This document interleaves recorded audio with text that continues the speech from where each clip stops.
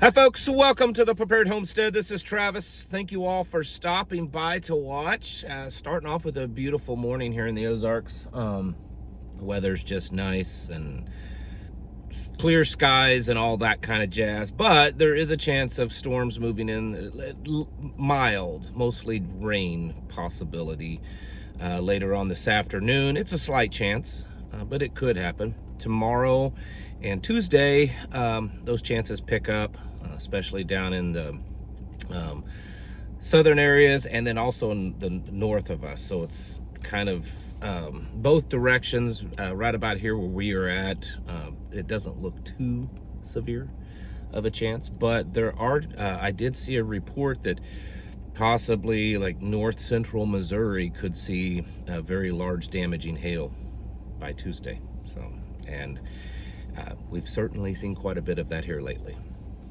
So I would definitely be getting ready if you live in those areas. I've been talking about it, and I know that it's not the most exciting thing to talk about, but there's definitely something to it. I want to show you this map here, and these are tornadoes this year. Look at this map. And yes, Tornado Alley still is showing quite a bit of tornadoes. Kansas, Missouri, those are areas that's get it. But look up there in Illinois, Iowa, Michigan. Those areas are getting more tornadoes now.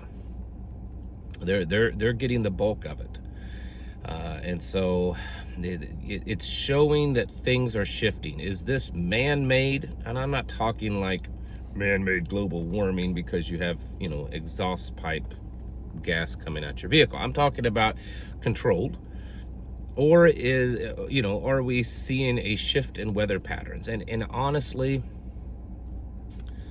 I don't know that it matters for you and I.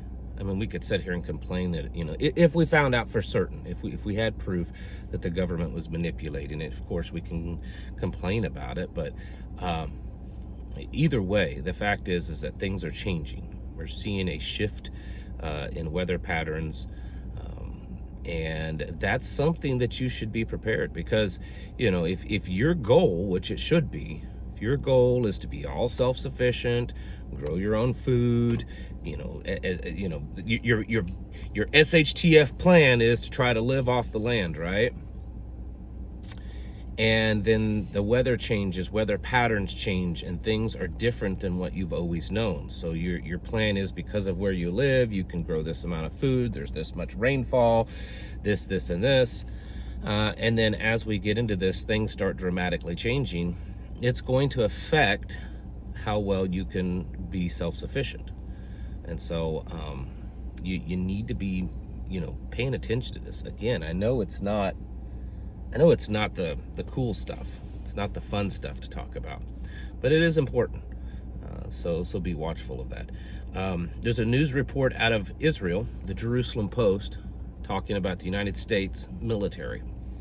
And this isn't a surprise because I've mentioned this a few times over the last several months, but the U.S. military has been contracting with several different tech companies. I think it's up to 6 now, but it could be more.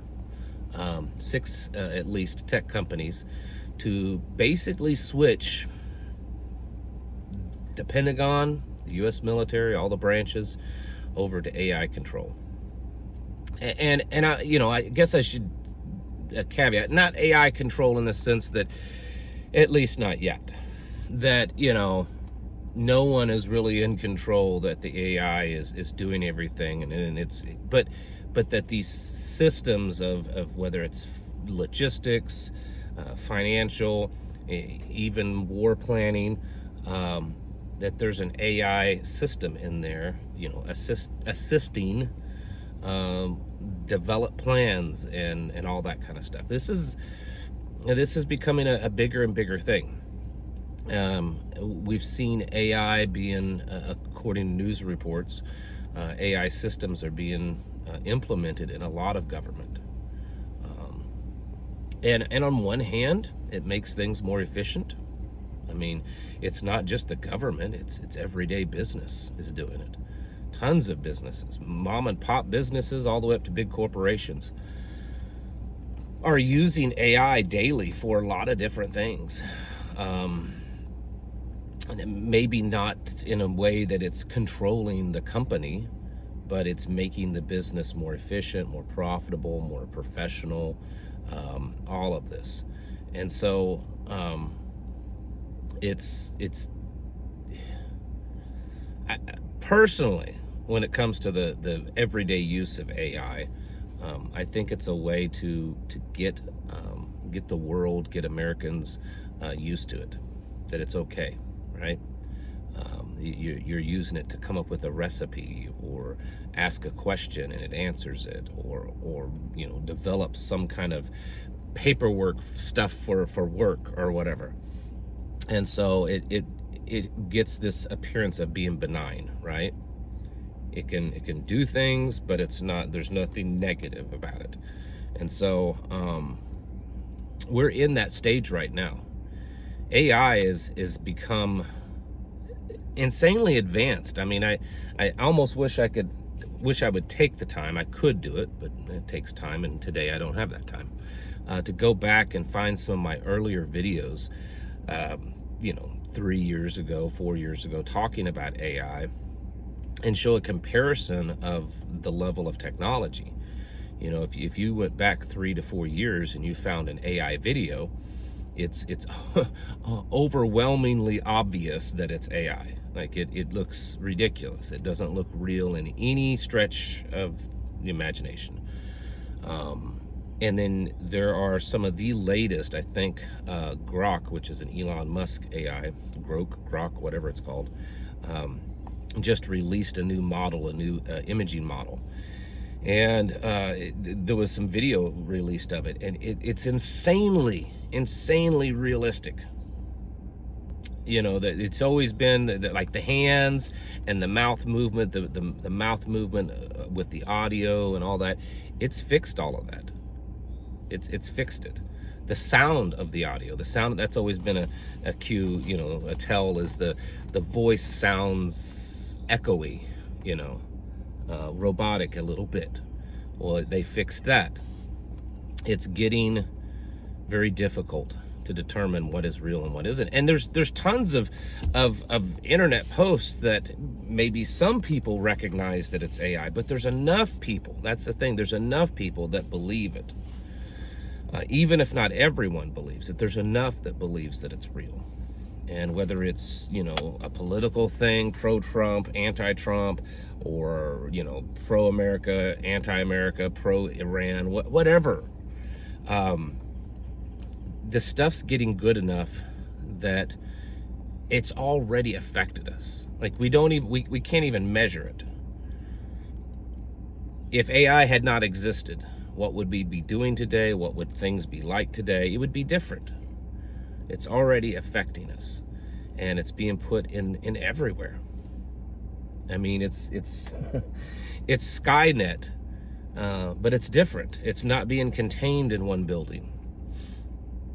Remember that with Terminator. Oh, they got to take it out. They go to the building, and it's in that one building. That's where now it's everywhere. You couldn't. You could take out a data center. You could take out Google. You could take out, Twitter, X, whatever, and you're still not going to get rid of it because it's everywhere. It's in every system. It's in every server. And while it may not have reached quite that artificial general intelligence, where it's almost a singularity point, which is where technology is surpassing mankind, it's getting there, folks. It's getting there fast. And I've read, even just recently, but especially over the years, of every time there's like the next model that comes out that's even more advanced, it surprises and shocks even in the technology community. Not just the people that don't understand it, but like with the engineers and the scientists. They're like, wow, we can't believe how good this is. We can't believe how fast this is, how real it is, how smart it is, how capable it is. It's shocking even to them. And these things are coming out and being advanced just at an astonishing rate. There's so many companies that are competing against each other. There are countries that are competing against each other. I spoke with just the other day, and I mentioned it on my Locals and Patreon, but I had the opportunity to go to this little seminar thing, and there was this woman there, and she was representing a big university. She was from overseas, and she was there talking about technology. And